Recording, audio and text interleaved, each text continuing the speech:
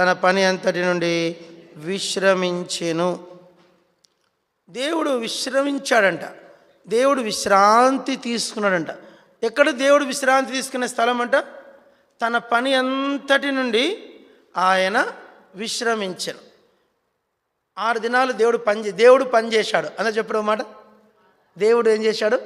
6 దినాలు పని చేశాడు. 6 దినాలు పని అయిపోయిన తర్వాత దేవుడు విశ్రాంతిని తీసుకున్నాడంట. ఏమిటా విశ్రాంతి అంటే? మానవుని యొక్క అంతరంగములో దేవుడు విశ్రాంతిని తీసుకున్నట్లుగా. ఏం కావాలన్నా? పెళ్లి కార్డునా? అది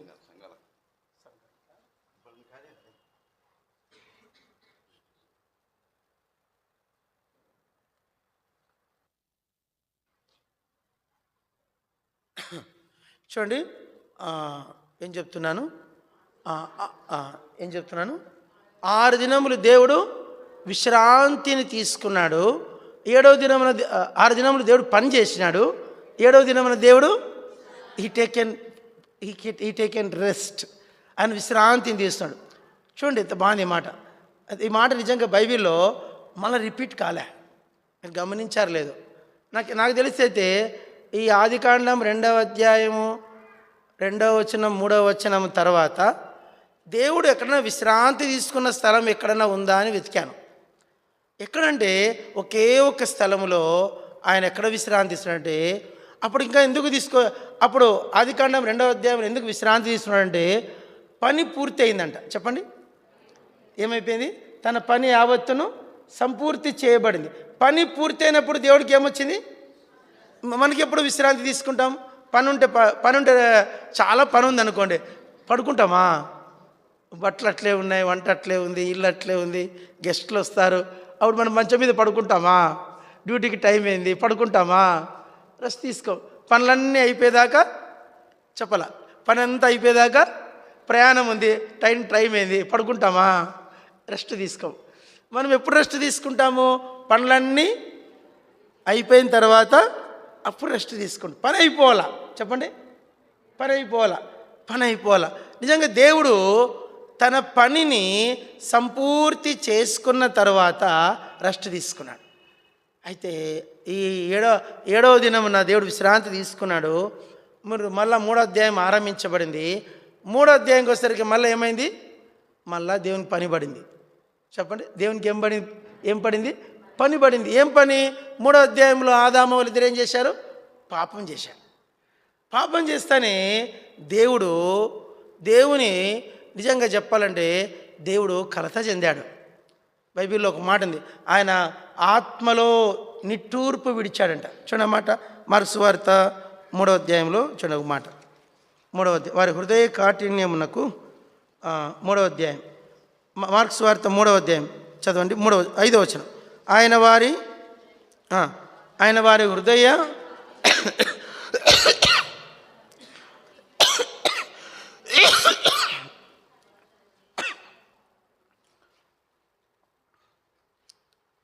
వారి హృదయ కాఠిన్యమునకు దుఃఖపడి.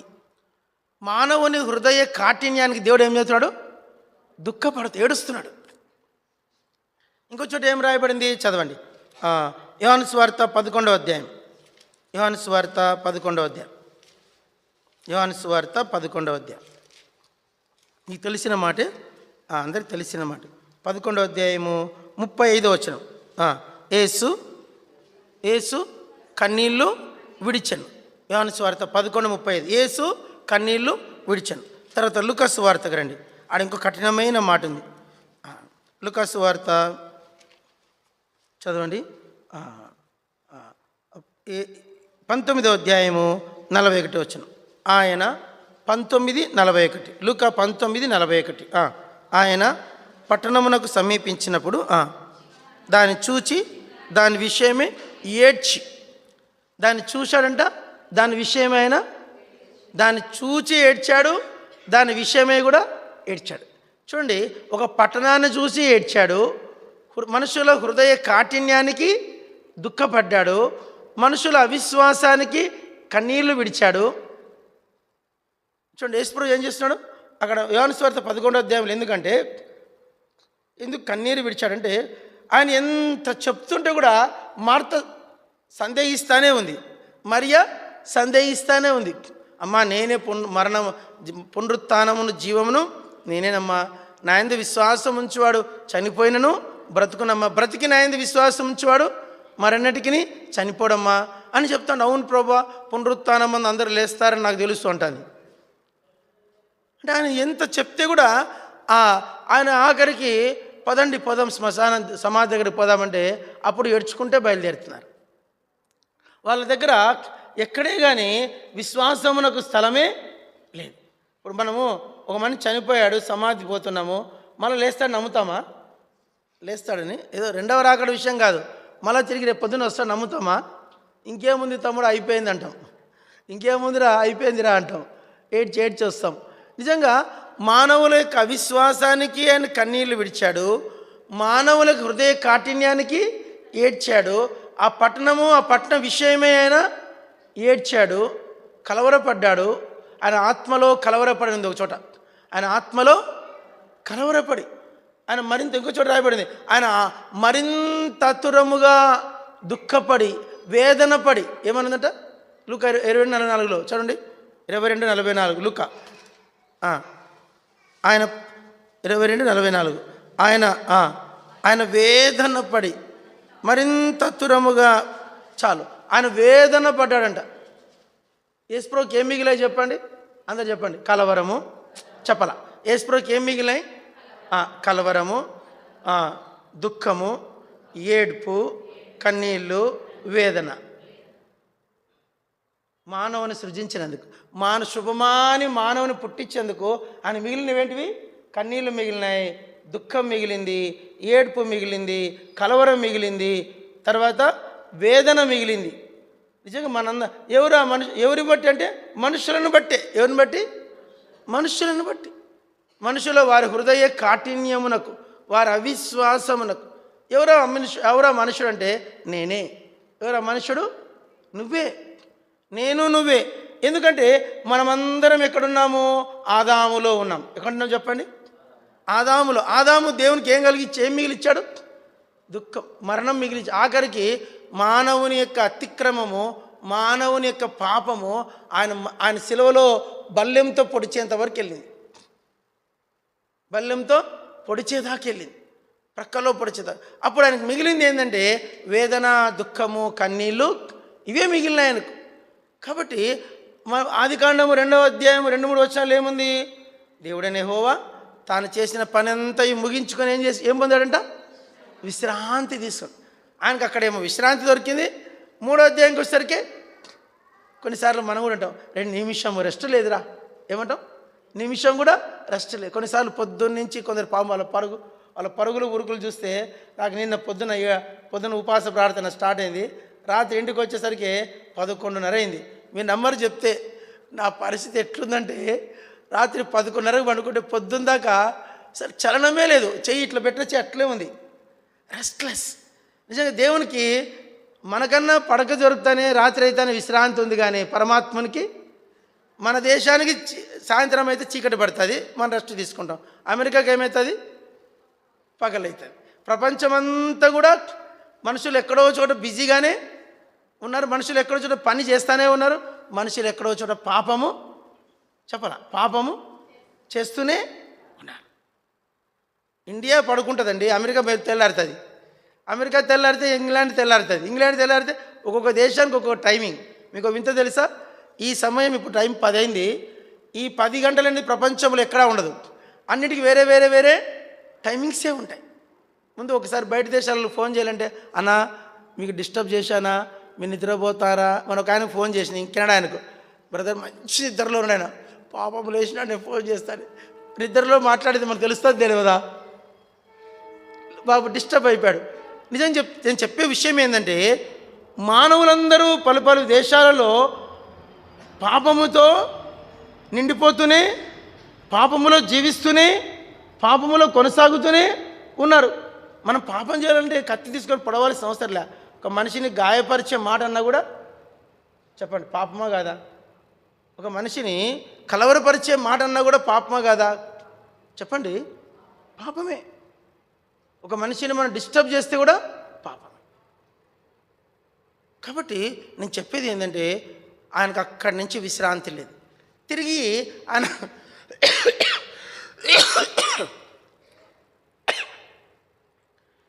మానవునికి విశ్రాంతిని ఇవ్వడానికి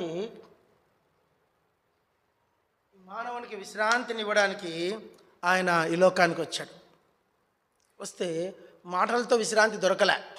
చెప్పండి, మాటలతో మానవుని యొక్క ఒక మాట బైబిల్ యోహాను సువార్త 11:20 చదవండి. ప్రయాసపడి భారం మోయించిన సమస్త జనులారా నా యొద్దకు రండి, నేను మీకు విశ్రాంతిని.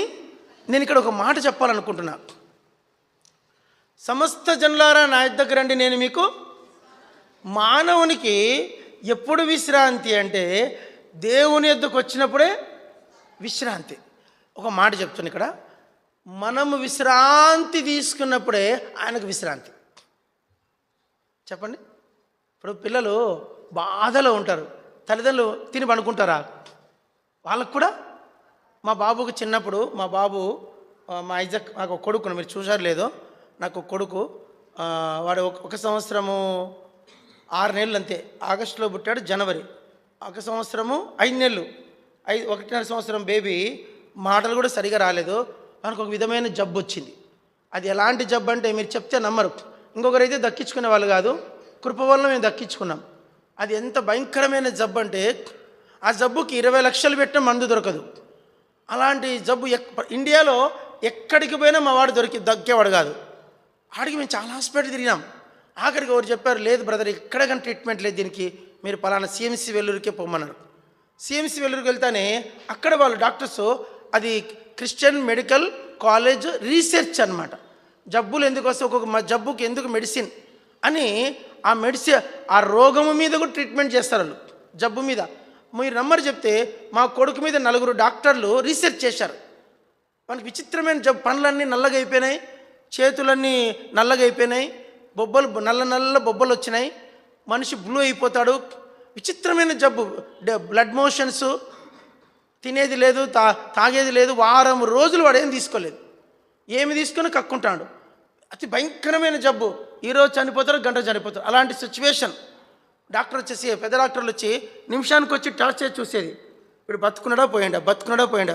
గుడ్డు కదిలితే బతుకున్నట్లు, గుడ్డు కదలకుంటే ట్యూబ్లైట్, టార్చ్ లైట్ కన్ను ఈ గుడ్డు మీద వేస్తారన్నమాట. ఆ గుడ్డు కదిలితే బతికినట్లు, ఈ గుడ్డు కదలలేదంటే పోయినట్లు. అలాంటి జబ్బు ఎంత. అప్పుడు మీరు నమ్మరు చెప్తే, ఒకవైపు ఆమె ఎక్కిళ్ళు బట్టి ఏడుస్తుంది, ఒకవైపు నేను ఎక్కిళ్ళు బట్టి ఏడుస్తున్నా. బిడ్డ అంత కష్టంలో ఉంటే తల్లిదండ్రులు నిద్రపోతారండి? మీరు నమ్మరు చెప్తే, వారం రోజులు స్నానం మర్చిపోయినాము, తిండి మర్చిపోయినాం, ఎక్కడ పడుకున్నామో తెలీదు, ఎక్కడ రెస్ట్ తీసుకుంటున్నామో తెలీదు. ఆదివారం ఆరాధన మర్చిపోయాను. 2 వారాలు గుడికే పోలే, నేను 3 వారాలు గుడే పోలే. సంఘం అప్పగించి, నాకు తెలియదు తండ్రి, నా కొడుకును బతికించుకొని వస్తే తర్వాత చూస్తాను అంటే. అర్థం ఏంటంటే సేవ, ఆరోగ్యము, తిండి అన్నీ మర్చిపోయి నా కొడుక్కి వాని కొరకు మేము పడరాని పాటలు పడ్డాం. ఎంతో డబ్బు ఖర్చు. అంటే అర్థం ఏంటంటే తమ కడుపున పుట్టిన బిడ్డ శ్రమలో ఉంటే తల్లిదండ్రులకి ఏ విశ్రాంతి ఉంటుందండి? ఉండదు. ఏ తల్లికి ఉండదు. ఇప్పుడు మానవ జాతి అయిన మనము మనకి ఎన్ని సమస్యలు ఉన్నాయి చెప్పండి? ఎన్ని సమస్యలు ఉన్నాయి? పాపము, బలహీనతలు, వ్యసనములు, రోగములు, వ్యాధులు, మరణము, పాతాళము, చీకటి శక్తుల ప్రభావము, దరిద్రము, ఇంకా అరిషడ్ వర్గాలు, ఇవన్నీ కలిపితే మన ప్రాణమును చెరకు, ఆ నరకాగ్ని అనే చెరకు. చదవండి అన్నమాట. యెషయా గ్రంథం 14వ అధ్యాయం చదవండి. అంత చదవాలి, చాలా విలువైన వచనం చదివిస్తున్నా. యెషయా గ్రంథం 14 చదవండి. 16, 16, 17 అందరూ చదవాలి. యెషయా గ్రంథం 14, 16వ వచనం, 17వ వచనం చదవండి. భూమిని కంపింపజేసి రాజ్యములను వణికించిన వాడు ఇతడేనా? లోకమును అడవిగా చేసి దాని పట్టణములను పాడు చేసిన వాడు ఇతడేనా? తాను చెరపట్టిన వారిని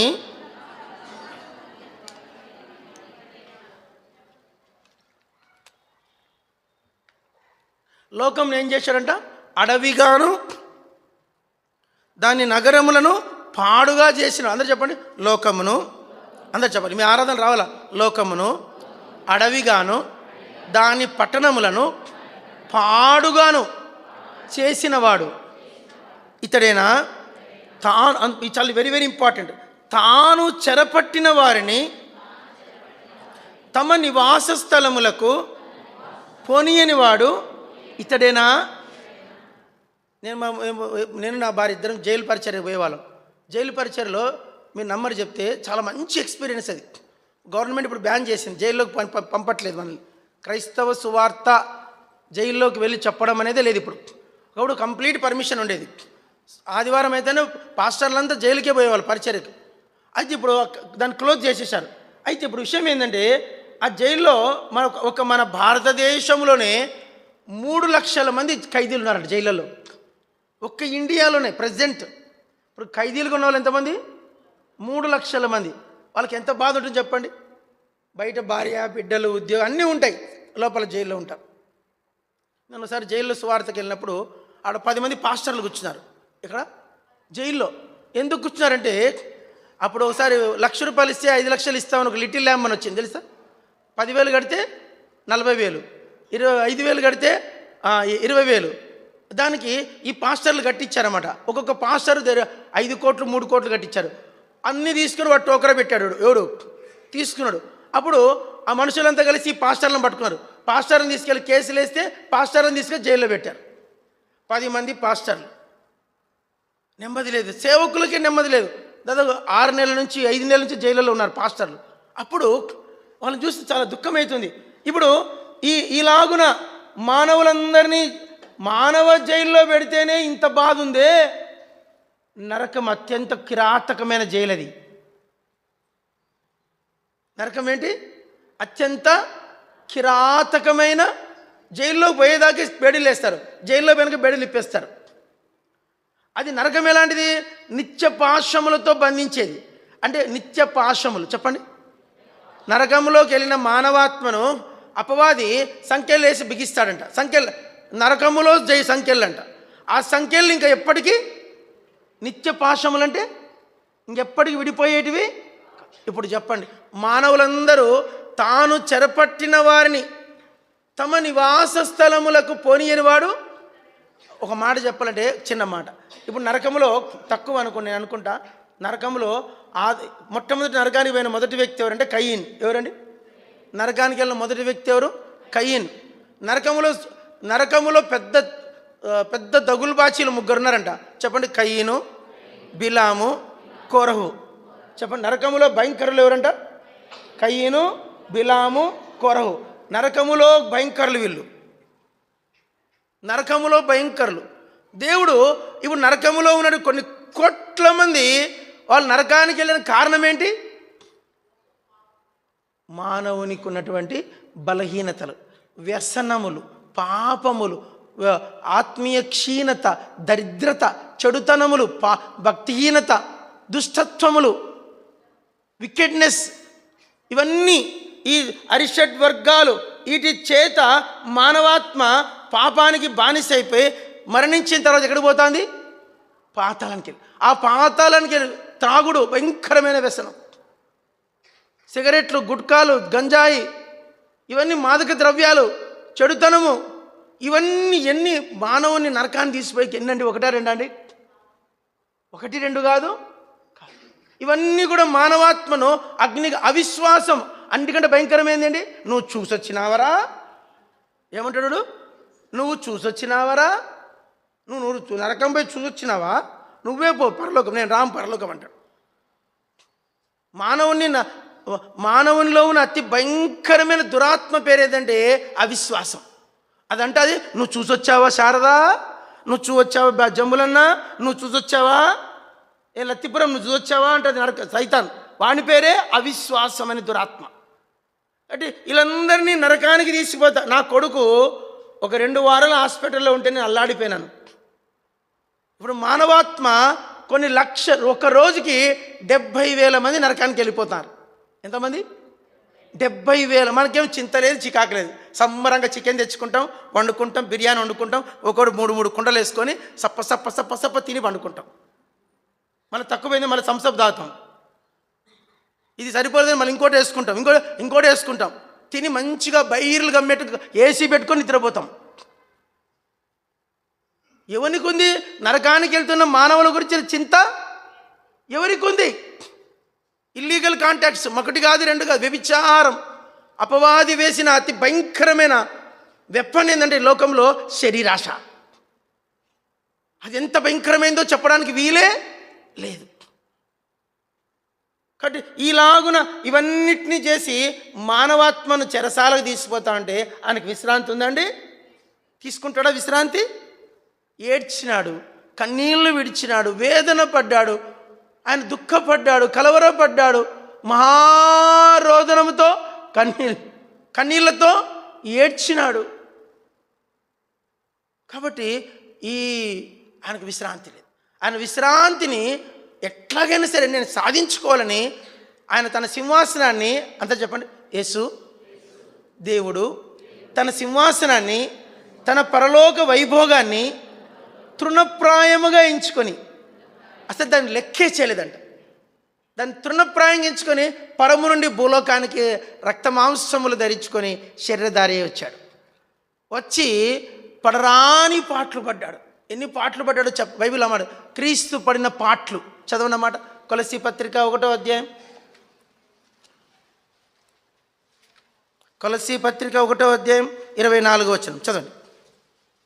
ఇంత లేటా?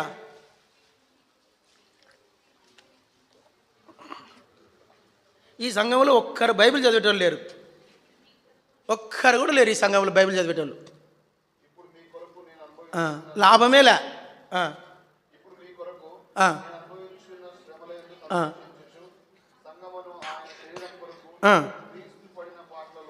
చాలు, ఏమందరూ చెప్పండి. సంగమను ఆయన శరీరం కొరకు క్రీస్తు పడిన పాటలు. చెప్పండి, క్రీస్తు పడిన పాటలు. మళ్ళీ చెప్పండి. ఇప్పుడు నేను మొన్న ఒక అమ్మాయి వచ్చింది, మనం అందరికి వస్తుంది అమ్మాయి, పేరు చెప్పను.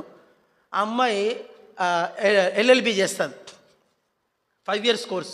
LLBలో 5 years కోర్స్ చేస్తాను. అమ్మాయి అనేది మా నాయనని చదివించేకి కట్టెలు కొట్టినాడన్న, రాళ్ళు కొట్టినాడు, కూలి పని చేశాడు, మట్టి పని చేశాడు, పెండెత్తినాడు, బర్రెలు కాసినాడు, గొర్రెలు కాసినాడు, ఇంకా కష్టపడుతూనే ఉన్నాడు మా నాయన. ఎందుకంటే నన్ను లాయర్ని చేయడానికి. నా కూతురు లాయర్ అయితే చాలు. మా నాన్న ఎన్ని పాటలు పడ్డాడంటే నాకు ఈ వచనం గుర్తొచ్చింది. ఒక తండ్రి తన బిడ్డ గొప్ప స్థితికి రావడానికి తండ్రి ఒక LKG నర్సరీ చేర్చిన కాటి నుంచి వాడు ఉద్యోగం తెచ్చుకునేదాకా తల్లిదండ్రులు ఎన్ని పాటలు పడతారండి. వాడి టై కడగల, వాడి టై కట్టాలా, వాడి షూ వేయాలా, లేసేలా, సాక్సులు ఉతకాల, బట్టలు ఉతకాల, చెడ్డీ వేయాలా, పొద్దున్న వాడు నీళ్ళే తాగడాడు దొంగడు. వాడు నీళ్ళు బతిమిలాడుకోవాలి, నీళ్ళు తాగు వాడు అంటాడు, బిడ్డ నీళ్ళు తాగరా. వాడు నీళ్ళు కష్టపడి బాటిల్ పెట్టి పంపిస్తే నిండు బాటిల్ మళ్ళీ ఎక్కి తెస్తాడు. తల్లి నిజం కొన్నిసార్లు మా కొడుకు నా బిడ్డ ఎట్లా తెస్తా అంటే మా కడుపు కరుక్కుపోయేది. ఏం బిడ్డ నీళ్ళే తాగరు కదా నాయన, స్కూల్ పొద్దున్న పోయి ఇప్పటిదాకా నీళ్ళు తాక్కుని ఉంటే ఎట్లా బిడ్డ. చాలాసార్లు ఏడ్చి చెప్పి నా కొడుక్కి, నా బిడ్డ నీళ్ళు తాగల బిడ్డ.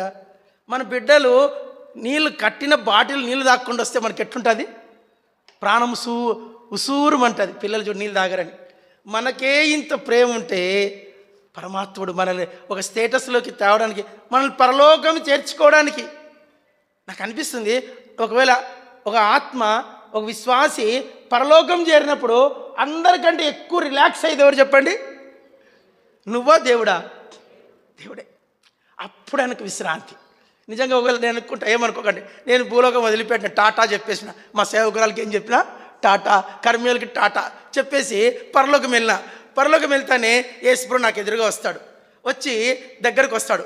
ఆయన గాయపడిన చేతులతో దగ్గర తీసుకుంటాడు, కౌగిలించుకుంటాడు, రొమ్మును ఆనించుకొని అప్పుడు ఆయనకి ఏమొస్తుంది? అమ్మయ్యా అబ్రాము నువ్వు వచ్చినావా, నాకు అంతే చాలు. అప్పుడు ఆయనకి ఏమొస్తుంది? విశ్రాంతి. ఆ క్షణం వరకు ఆయనకేం లేదు, నువ్వు ఎక్కడ పాపంలో పడిపోతావో, రక్షించబడడం గొప్పతనం కాదు. ఈరోజు తిమ్మన రక్షణ పొందండి, సంఖ్యలేసి రంకెలు కొడతాడు, మంచిదే. కానీ పరలోకం చేరేదాకా ఈ పరిశుద్ధతను నువ్వు చెప్పాల. తిమ్మన ఏం చేయాల? కాపాడుకో. అక్కడికి చేరినప్పుడు అమ్మయ్య ఆయన దగ్గర తీసుకొని, ఒకవేళ కొడుకు అమెరికాకి వెళ్ళిపోయి 7 ఏళ్ళ తర్వాత తల్లి ఇంటికి వస్తే తల్లి దగ్గర చూసుకొని ఏం చేస్తుంది? ఏడ్చేస్తుంది. అమ్మయ్య బిడ్డ వచ్చినావు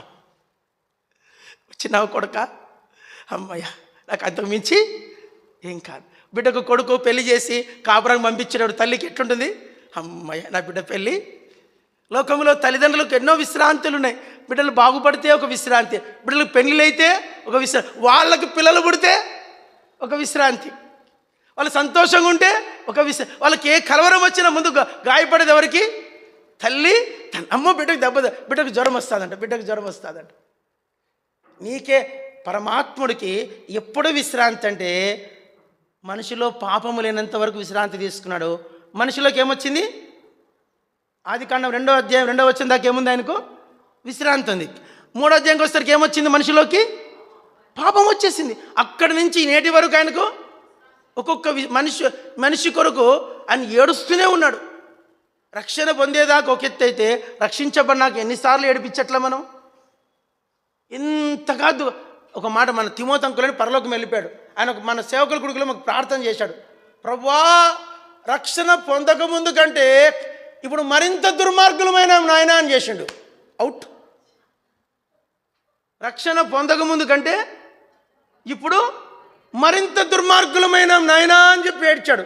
ఆ ప్రార్థన నాకన్నా పగిలిపోయింది, నా గుండె, నా ఫ్యూజ్ కాలిపోయింది అనిపించింది నాకు. అంత పెద్ద ఆయన, అంత ఎక్స్పీరియన్స్ ఉన్న ఆయన, బక్సింగ్ గారు ట్రాన్స్లేటర్ చేసిన ఆయన, అంత దగ్గరగా దేవునికి దగ్గరగా సేవించిన ఆయన నడిపింపు, ఆయన గ్రహింపు చాలా డిఫరెంట్. ఏది చెప్పినా వర్తమానమేనా, 4 మాటలు మాట్లాడినా వర్తమానం ఉంటుంది. ఆ దైవజనుడే అంత పెద్ద మాట చెప్తే ఈ దినాల్లో నీవు నా పరిస్థితి ఏంటి? కాబట్టి దేవునికి విశ్రాంతి కలిగే ఒకే ఒక స్థలం ఏంటంటే నువ్వు పరమపురు చేరినప్పుడు.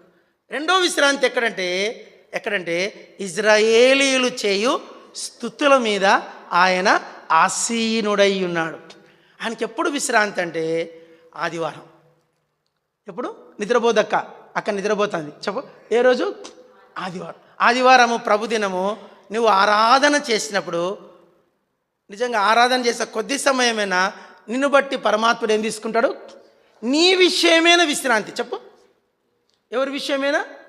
నీ విషయమైన విశ్రాంతి.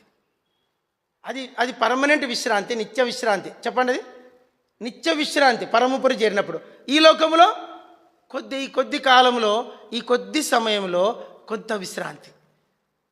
బైబిల్లో యేసుప్రభు మాట చూడండి, అన్నమాట కొంత విశ్రాంతి తీసుకున్నాను అంటాడు. ఎక్కడుందన్నమాట? మీరు వెళ్ళి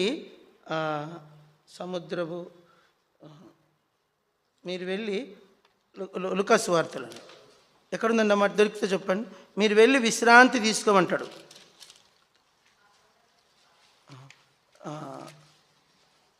మత్తయి 14, అదే రొట్టెల కథ అయినాక నీళ్ళ మీద నడుచుకుంటూ పోతాడు. అప్పుడు యోహాను సువార్త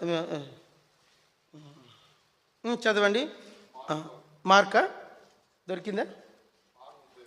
మార్కు 6, ఒక్క నిమిషం, మార్కు 6:30 చదువు. Thank you.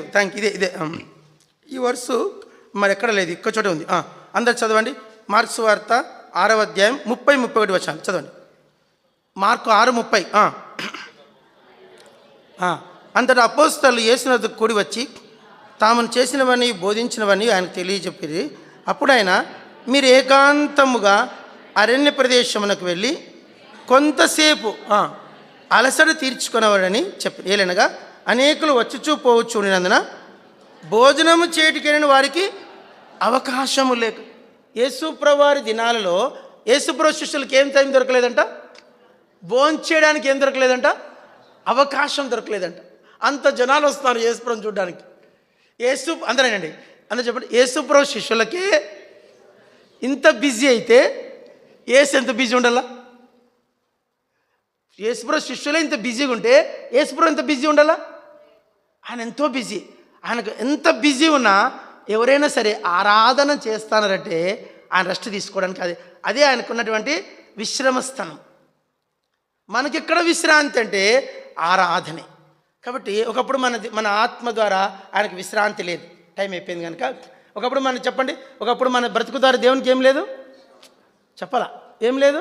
ఎందుకంటే హృదయమంతా కలవరమే, హృదయమంతా పాపమే, హృదయమంతా చెడుతనమే, హృదయమంతా చెడ్డ మాటలే, అవిధేయతే, గర్వము, అహంకారము, జిద్దు, అసూయ, ఇవన్నీ మన హృదయంలో ఉండినాయి. అయితే ఆయన మనం దర్శించినాడు, మనం వెదకి రక్షించాడు. చెప్పండి, అది దొరుకునంత వరకు వెతికాడంట. చెప్పండి అన్నమాట. అది దొరుకునంత వరకు లూకాసు వార్త 15లో ఉంటుందన్నమాట. అది దొరుకునంత వరకు వెతికి దాన్ని పట్టుకొని ఎక్కడ వేసుకున్నాడంట? భుజముల మీద. ఇప్పుడు చెప్పండి, గొర్రెకి ఎక్కడ ఏం దొరికింది? చెప్పండి, భుజాల మీదకి వచ్చింది. గొర్రెకి ఏం దొరికింది? విశ్రాంతి. కొన్నిసార్లు సంకలో బిడ్డను వేసుకొని పోతాడంట తల్లి. బిడ్డ సంకలో నిద్రపోతుందా లేదా? చెప్పండి, నిద్రపోతుందా లేదా? పాలు తాగుతూ ఉంటుంది, నిద్రపోతాడు. కదిలిస్తే మళ్ళీ కళ్ళు తెరుస్తుంది, మళ్ళీ తాగుతుంది. కొన్నిసార్లు అటు విచిత్రమైన ఉంటాయి భూలోకంలో. బిడ్డలకు తల్లి యొక్క పాలు తాగే సమయంలో నిద్రలో కూడా తాగుతానే ఉంటారు, పాలు నిద్రపోతానే ఉంటారు. ఎంత విశ్రాంతి చూడు. కాబట్టి దేవుని యొక్క విశ్రాంతి తన బిడ్డలకు. ఆ విశ్రాంతిని ఇవ్వడానికి ఆయన మానవుడయ్యాడు. మానవుడై శిలోమ్రాన్ ఎక్కాడు. ఆయన గుండె బద్దలు చేసుకున్నాడు, గుండె బద్దలైపోయింది. తద్వారా మానవునికి విశ్రాంతి దొరికింది. ఆ విశ్రాంతి ఎక్కడుందంటే ఆరాధనలోనే ఉంది. ఇది తాత్కాలిక విశ్రాంతి, అది నిత్య విశ్రాంతి.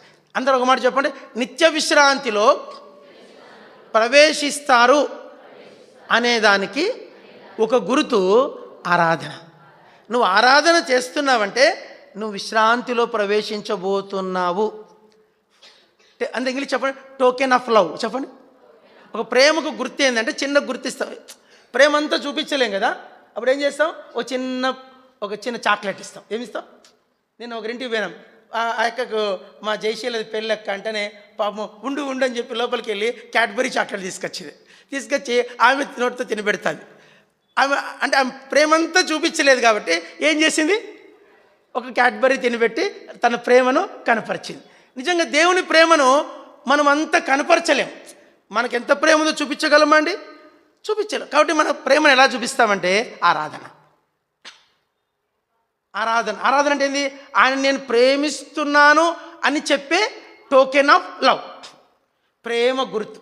ఈ ప్రేమను సంఘములో కనపరచాలి. ఇది తాత్కాలిక ప్రేమ. చెప్పండి, ఇది ఒక ఛాయ లాంటి ఈ ఆరాధన అంతా ఛాయే. నిత్య విశ్రాంతిలో ప్రవేశించినప్పుడు సంపూర్ణ ఆరాధన. దేవదూతలు ఆరాధిస్తారు, పితరులు ఆరాధిస్తారు, పరిశుద్ధులు ఆరాధిస్తారు, 12 అపోస్తలులు ఆరాధిస్తారు, దైవజనులు ఆరాధిస్తారు, సంఘం ఆరాధిస్తుంది, నేను ఆరాధిస్తాను. ఇప్పుడే మొదటి సండే క్లాస్ టీచర్ ఆరాధన చేస్తారంటే సండే క్లాస్ టీచర్ ఆరాధన చేసి వెళ్ళిపోతుంది. తర్వాత మనం ఆరాధిస్తాం. అక్కడ ఎట్లా ఉంటుంది? ముందు దూతగణములు, 24 పెద్దలు, తర్వాత ఆది భక్తులు, తర్వాత శ్రేష్ఠుల సంఘం, జ్యేష్ఠుల సంఘం. శ్రేష్ఠులు వేరు, జ్యేష్ఠులు వేరు. చెప్పండి, శ్రేష్ఠులు వేరు, జ్యేష్ఠులు వేరు. తర్వాత ఒక్కొక్క గుంపు అందరే నీకు సమయం ఇస్తాడు. నీ ఆరాధన నిజంగా ఈ లోకంలో ఇక్కడేమో కొంచెం డూప్లికేట్ కలిపి అంతా ఉంటుంది, కాపీ అక్కడ ఏముండదు. అక్కడ ప్యూర్ స్వచ్ఛమైన అంతా. చెప్పండి, అక్కడ మంచి మాట చెప్తాను, అక్కడ దంచి తీసిన స్వచ్ఛమైన ఒలివ నూనె అక్కడ ఉంటుంది. దంచి తీసిన స్వచ్ఛమైన ఒలివ పండ్లనంట కోస్తారంట. బాగా పండినాక పండ్లన్నీ కోసి అవన్నీ తీసుకొచ్చి ఒక గుంతలో వేసి తొట్లో వేసి తొక్కుతారంట, అంటే రుబ్బుతారు. రుబ్బినాక ఆ తొక్కంతా తీసి ఉడకబెడతారంట, నీళ్ళలో వేసి ఉడకబెడతారంట. ఉడకబెట్టినప్పుడు ఆ చెత్త అంతా కిందికి వెళ్ళి ఆ గింజల్లోంచి వచ్చిన నూనె పైకి తేలుతుందంట. తేలినప్పుడు ఆ నూనె సపరేట్ చేస్తారంట గిన్నెతో. నూనె సపరేట్ మళ్ళీ దాన్ని వేడి చేస్తారంట. మళ్ళీ వేడి చేస్తే దాంట్లో వాటర్ అంతా పోతుందంట. మళ్ళీ వేడి చేస్తారంట, శుద్ధీకరించి అప్పుడు గుడ్డలో వేసి పిండుతారంట. పిండితే స్వచ్ఛమైన ఒలివ నూనె గ్రీన్ కలర్లో, ఏం కలరు? ప్యూర్ గ్రీన్ కలర్లో వస్తుందంట. ఆ నూనె దంచి తీసిన స్వచ్ఛమైన ఒలివ నూనె. ఆ నూనె ఆరాధన. దంచి తీసిన జటామాంసి ఆరాధన. అభిషేక తైలము ఆరాధన. నేనంటాను, ఆరాధించేటప్పుడు ఆయన అభిషేకం నీ మీదకి వస్తుంది. ఈ అభిషేకము ఇది కొంతకాలము, అక్కడేంటి నిత్యాభిషేకం. ఆ మహిమలో ప్రవేశించినప్పుడు నిజమైన విశ్రాంతి, ఆ విశ్రాంతిలో మనం ప్రవేశిస్తాం. అది నిజమైన ఆరాధన. ఇది ఛాయ, అది నిజస్వరూపం. చెప్పు. ఇప్పుడు మన ప్రేమంతా చూపించలేము, టోకెన్ ఆఫ్ లవ్. ఏంది కొద్ది మాటల ఆరాధన. ప్రభు నేను అంతా చూపించలేను ప్రభు, నాకు నీ మీద ఎంత ప్రేమ ఉందో నేను కనపరచలేను. కానీ ఆయన నా ప్రేమను కొద్దిగా చూపించుకుంటున్నా, కొంచెం నీ ఎదుట, సంఘం ఎదుట ఈ కొద్ది ఆరాధన, ఈ స్వల్ప ఆరాధన, ఈ చోటీసి స్థుతి అప్ స్వీకార్ కీజియే అని చెప్తే ప్రభు స్వీకరిస్తాడు. అప్పుడు ఆయనకి ఏమొస్తుంది? విశ్రాంతి. ఇజ్రాయేలీలు చేయి స్తుతుల మీద ఆయన విశ్రాంతి తీసుకొనుచున్నాడు. చెప్పండి. ఇజ్రాయేలీలు చేయు స్తుతుల మీద నీవు ఆసీనుడవై ఉన్నావు. అంటే రెస్ట్.